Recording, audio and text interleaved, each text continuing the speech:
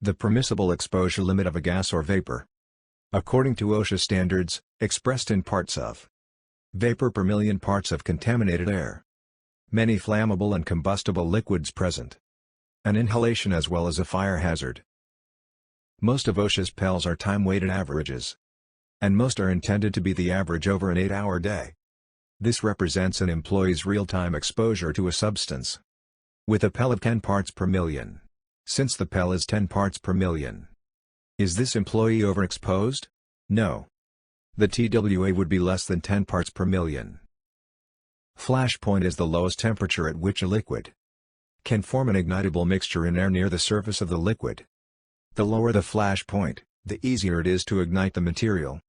For example, gasoline has a flash point of -40 degrees Celsius -40 Fahrenheit, and is more flammable than ethylene glycol.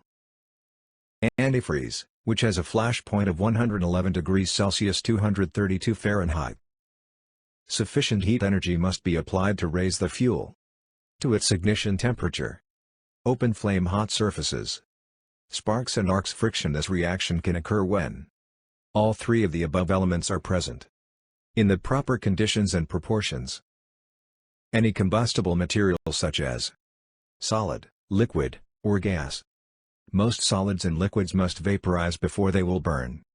Sufficient oxygen must be present in the atmosphere surrounding the fuel for fire to burn. Specific gravity equals density of a material divided by density of water. Specific gravity of water equals 1. If the specific gravity is greater than 1, it sinks in water. If the specific gravity is less than 1, it floats in water. Kerosene has a specific gravity of 0.82. Does it float or sink in water? It floats. Vapor density. The weight of a flammable vapor compared to air. Air equals 1. Vapors with a high density are more dangerous and require better ventilation because they tend to flow along the floor and collect in low spots. Nitrogen. Colorless, odorless inert gas. Slightly lighter than air. Vapor density, 0.97. May displace oxygen and cause asphyxiation. Methane, natural, marsh or swamp gas. Colorless, odorless, flammable gas. Lighter than air. Vapor density, 0.6, toxic? Lel equals 5%, UL equals 15%.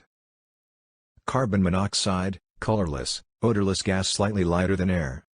Vapor density, 0.97, chemical asphyxiant. Primary source, incomplete combustion of organic material. Gasoline-fueled combustion engines. Carbon monoxide, permissible exposure limit equals 50 parts per million. Threshold limit value.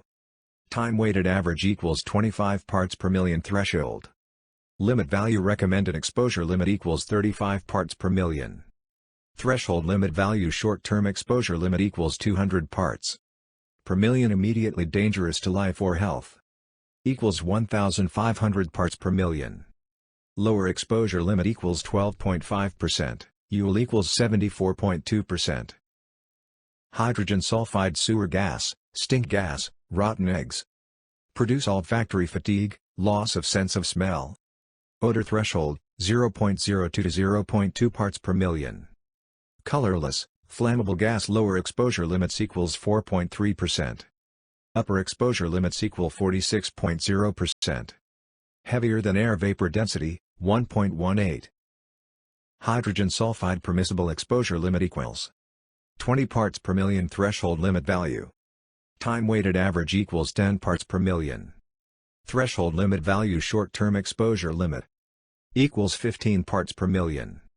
Recommended exposure limit equals 10 parts per million. Immediately dangerous to life or health equals 300 parts per million. How hazards occur. Number 1. Previously stored products or chemicals. Number 2. Manufacturing processes.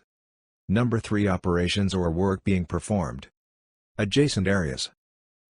Atmospheric testing is required for 2 distinct purposes.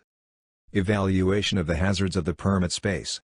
And verification that acceptable entry conditions for entry into that space exist.